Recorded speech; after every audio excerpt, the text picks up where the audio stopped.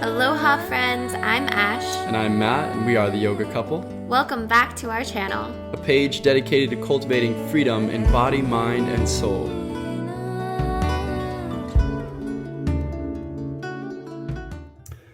All right, what's up, guys? So today we're talking about a fun, sensitive topic, and that is pornography and its effect on not only our individual lives, but also society as a whole, and obviously relationships.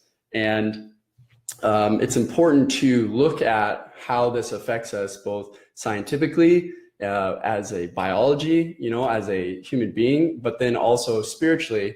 And we're going to look at both those aspects. And so first up, I want to talk about the effects that pornography has on our brain. So we left off kind of mentioning how the first biggest thing is dopamine. This is the first big neurotransmitter, this chemical in our brain that affects our mood.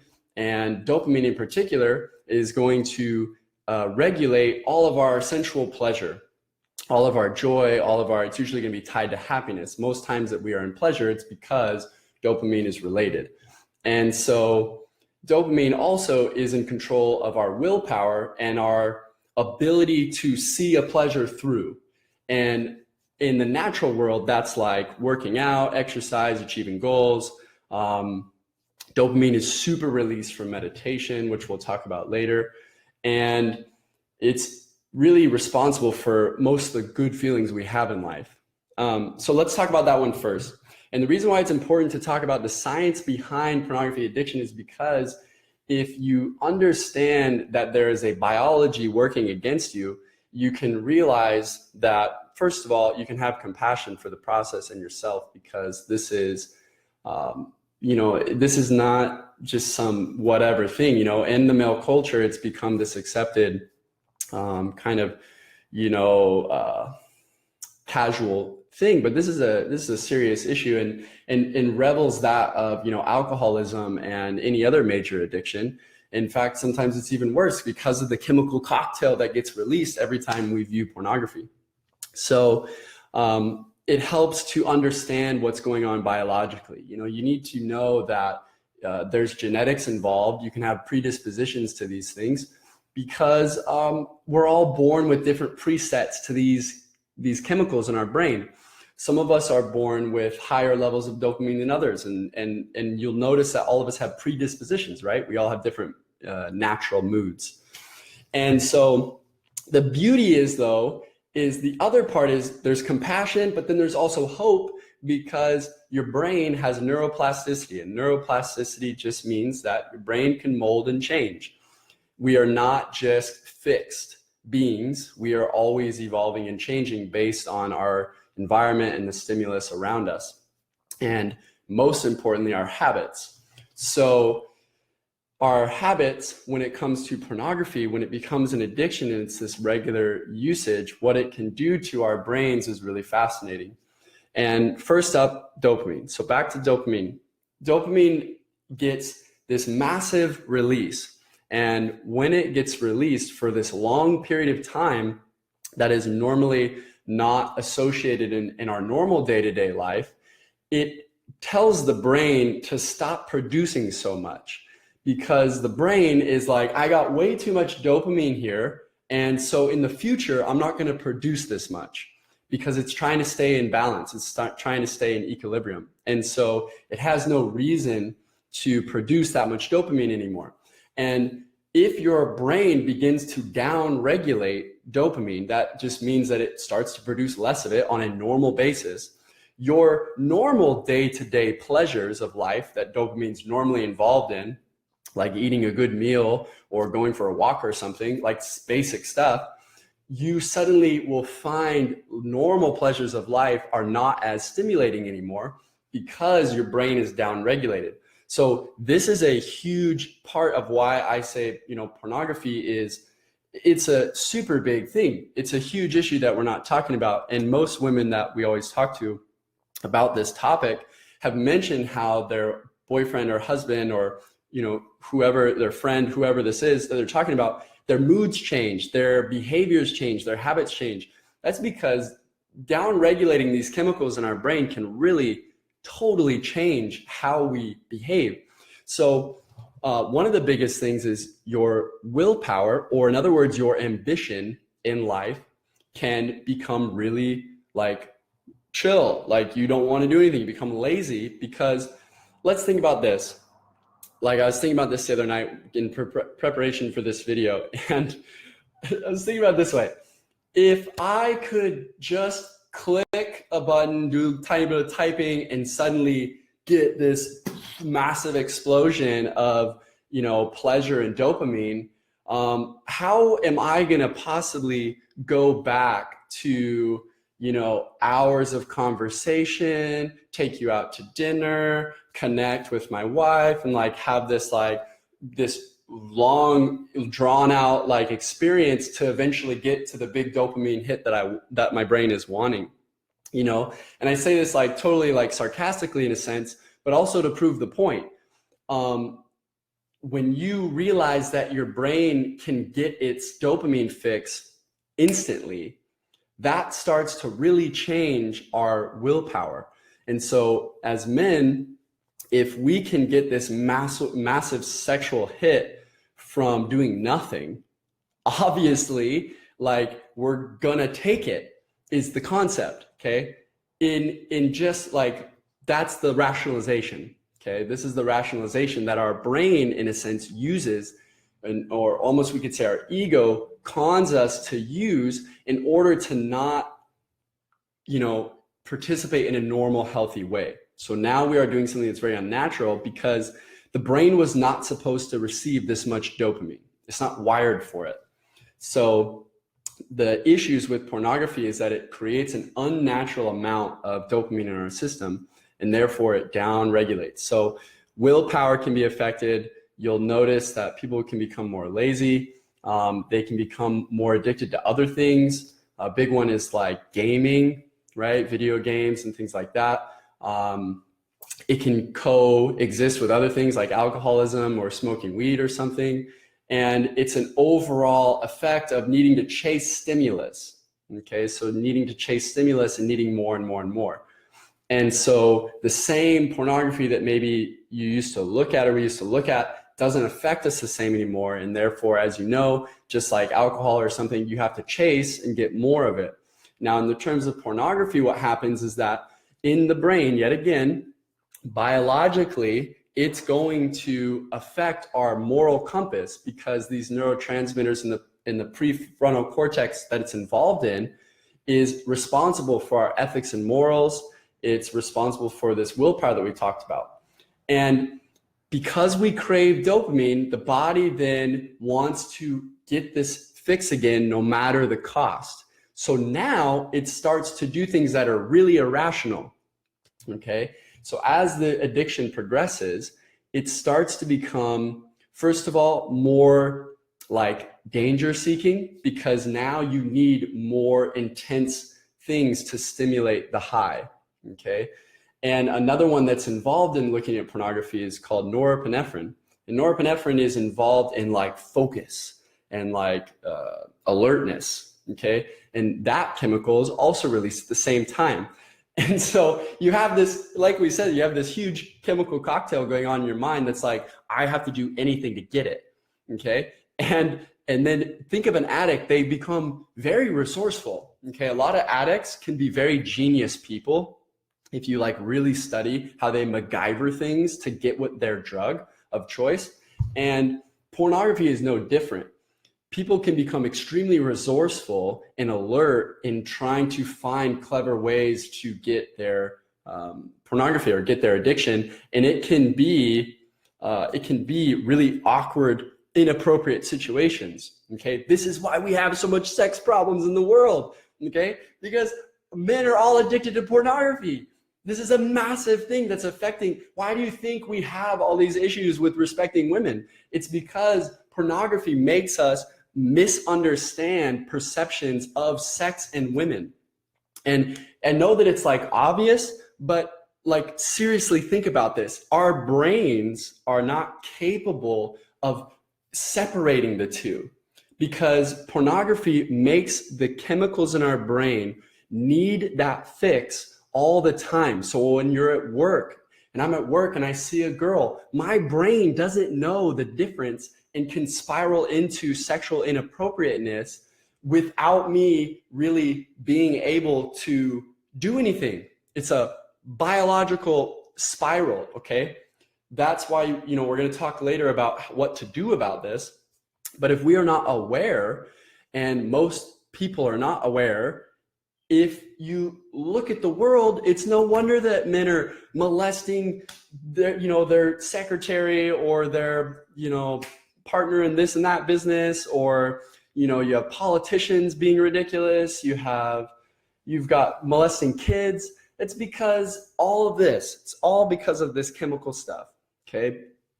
The biology is working against us. Okay. So that's okay though, because it can change. We got to start with where it is though, right? We got to start by identifying what's really happening. And that way we can have compassion. So these chemicals affect our moral compass. That then makes it become more and more inappropriate. It also makes us chase really bizarre stuff, okay? And I have fully laid myself on the line here, and I've already told you guys that since I was a teenager, I've been in it, okay? For like over 10 years, I've been a porn addict. I totally get it, dude. There's no one who understands, like being a psychology person I am, trust me, I've observed, I've watched how bizarre my mind can be. I know there's no judgment here. So I want to really be clear about this. And helping to understand the science can be helpful because it can help us understand how to fix it. And then also how to get through urges, okay? Let's finish though talking about other stuff that happens in the brain so that we can, again, have compassion. Next thing that gets released is as the person, assuming there's masturbation involved, as they get closer towards finishing, let's say, there becomes more things that get released, like oxytocin and vasopressin. And oxytocin is the chemical that is responsible for bonding, okay?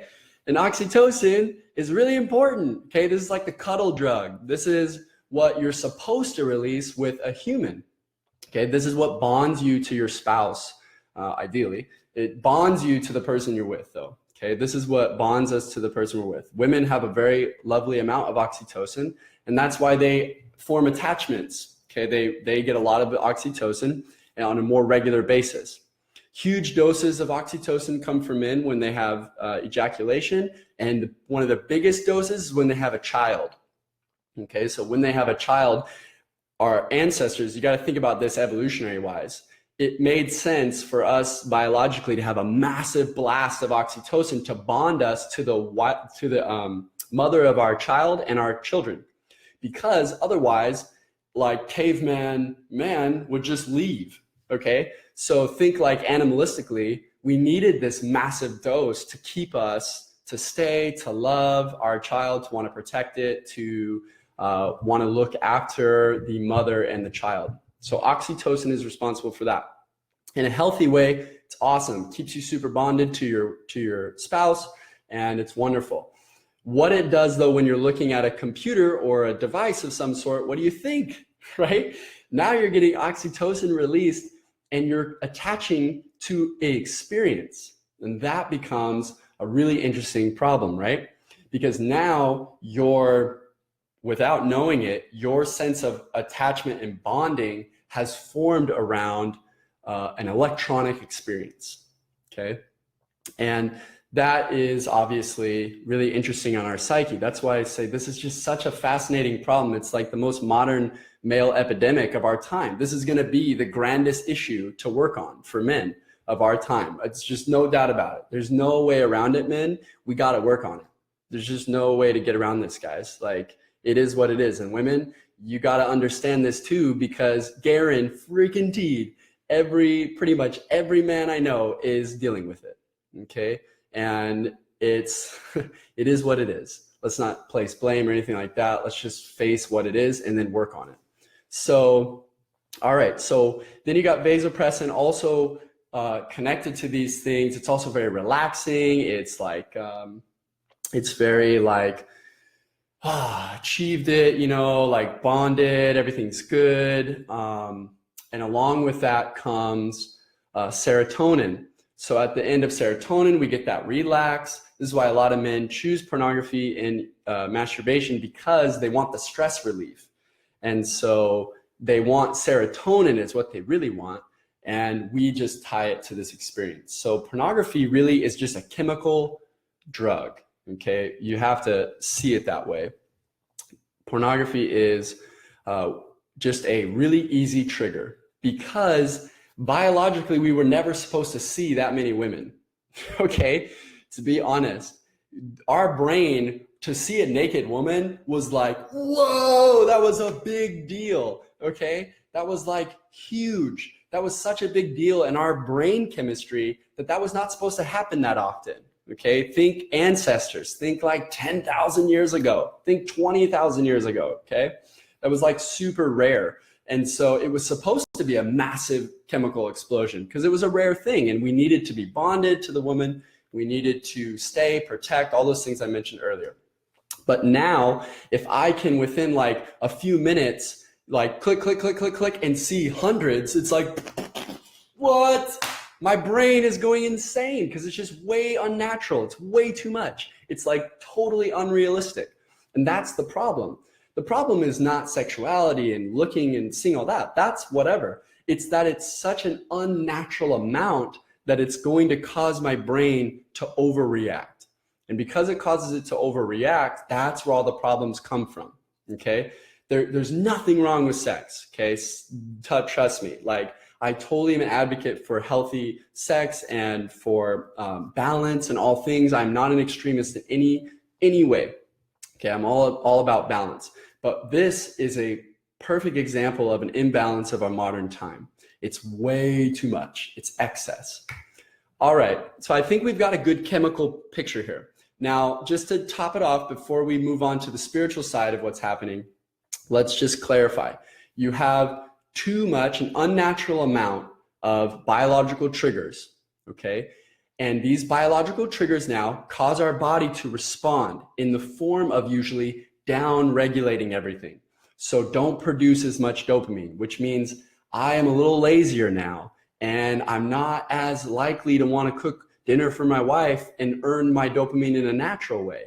I would rather just click and get it. Do you see? So it makes me less driven, less ambitious, less willing to do the work. And in the biggest nutshell, not capable of delayed gratification. Okay, so delayed gratification goes out the window because this ability to instantly trigger these doses of chemicals that normally took a long time to earn has now gone out the window. So that's really the bigger issue too, is the speed of it all. Okay, so delayed gratification leaves. So you'll notice men that are porn addicts have very interesting, if you really study and observe their work habit and their ambition levels, sometimes it can be very interesting to observe. There's usually a very obvious downregulation that happens, especially after, obviously. Okay, so after use, they can become very like lethargic. Okay, so the good news about the chemicals though is that the brain can change. So we said earlier that there's neuroplasticity. That means that I can actually rewire my brain. So if you're a man or a spouse or someone helping someone overcome it, you have to understand first that you have biology working against you. Because you have biology working against you, you gotta be super patient, okay? You gotta be super compassionate. Because like for me, if it's years worth of experience, geez, man, I gotta undo all that programming. I have to undo all that wiring, and it sucks. It's totally rough, okay? But it is what it is, and there's no point dwelling on it. You just gotta understand what it is and move forward. So if you have years of programming and you have years of neurons firing together, that means the circuits have become very strong. The stronger the addiction, the stronger the wiring is, and therefore the longer it's going to take for your brain to adapt. Okay, doesn't mean it won't though.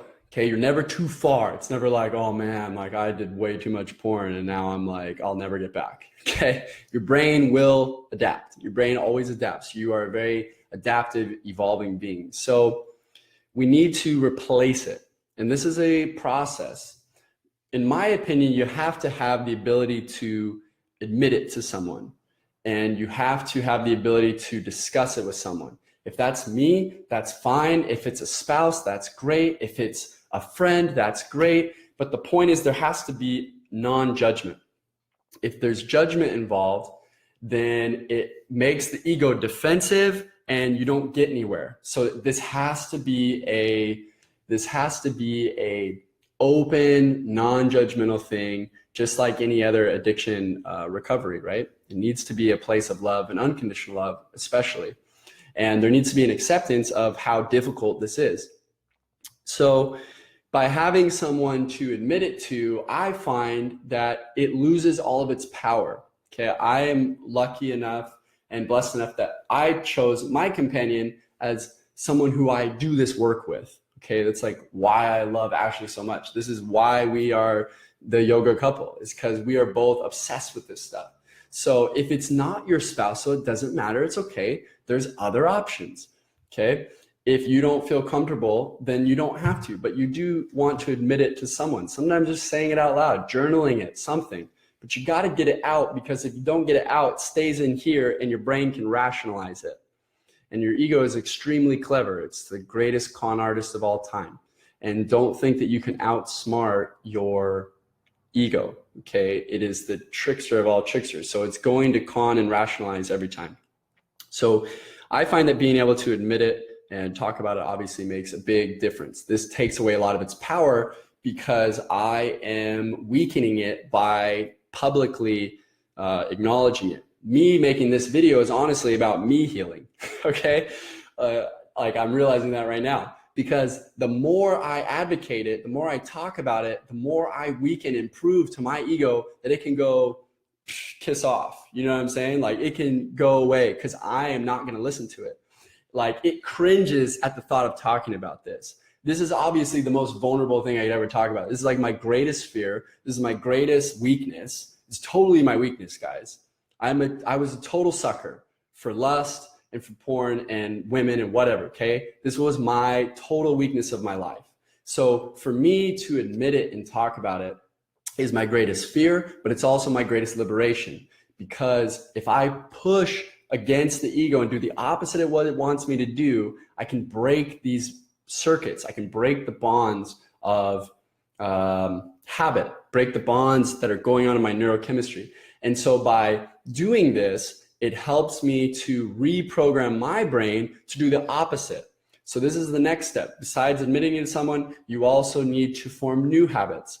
What I find is obviously surfing helps me. Okay, that's my particular natural dopamine release. When I go out surfing, it's ultimately exercise, and that's what's really triggering the dopamine. Obviously, riding a wave is very exciting, but it's really the exercise, okay? If I can't surf and I don't have my hobby, I go work out, okay? Go exercise. This is a normal, natural amount of dopamine that can start to replace the cravings. It's been proven that exercise replaces any addiction, okay? It helps with any addiction because it releases the chemicals that your brain is ultimately after. And so another one, if you know that one's a little tough for you or you don't have the time or whatever, meditation is the biggest, easiest way to release natural dopamine into our system. It's been proven to increase dopamine levels, astronomical percentages, okay, from doing very little. Even if it's sitting for 5 minutes, you know, letting the urge or the craving pass and just sitting in silence and observing it, not giving into it, you know, allowing yourself to see what's happening, see the triggers unfolding, see the urge, see the itch arise, and then just let it go. You know, there's no problem. Don't act on it. Just purposely try your best. Now, the irony, here's why addictions and pornography especially is so hard to overcome. The irony is it destroys your willpower. So addiction is so hard to overcome because it's a willpower destroyer. So how am I supposed to will myself into healing if I don't have any willpower anymore? Okay. So that's why it's important to have someone else to help you, because you need that helping hand to kind of boost you through it. There's all kinds of tools and tactics to work on this, but biggest things is obviously just avoiding your triggers. For me, it was talking. I need to verbalize it. As soon as I get it out of here and out into the world, it loses its power over me. So that's my particular way of healing. Everyone has their way. So for me, it's talking, it's exercise, it's surfing, it's whatever. You need to find your way. Meditation obviously is a big one for me too. So there's a whole list though, you can Google like resources for overcoming porn addiction, and there's all kinds of great ideas that have been useful for everyone, and you can find your own tools. Okay, let's move on to the spiritual side of what's happening.